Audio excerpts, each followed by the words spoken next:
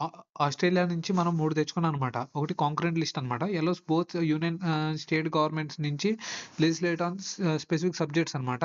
Like education గాని, forest అనేది with యూనియన్‌లో ప్రివైలింగ్ కాన్ఫ్లిక్ట్ ఇద్దరు చేయొచ్చనమాట.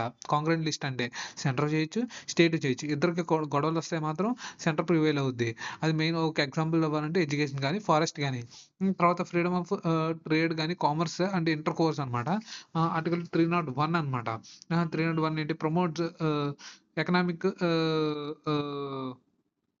యూనిటీ అనమాట. By preventing barriers to trade between states అనమాట.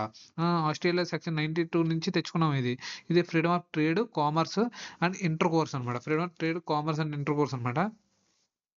ఇది. అంతేకాకుండా joint sitting of the parliament అన్నమాట. 108 అనేది కూడా ఈళ్ళ దగ్గర నుంచి తెచ్చుకున్నాం. Pressure of the president to summon both houses అన్నమాట. To resolve deadlocks on ordinary bills నుంచి డెడ్‌లాక్స్ ఏదైనా అవుతే గనక as seen as Australia second నుంచి తెచ్చుకున్నాం అన్నమాట.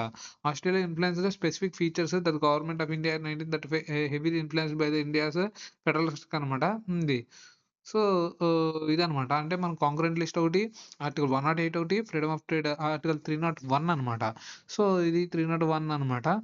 ఫ్రీడమ్ ఆఫ్ ట్రేడ్ అది 301 తెచ్చుకున్నాం అనమాట. సో, ఆహ్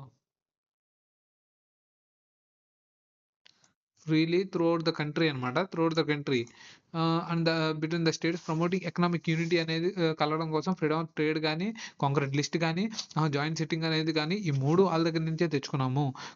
ఆస్ట్రేలియా నుంచి.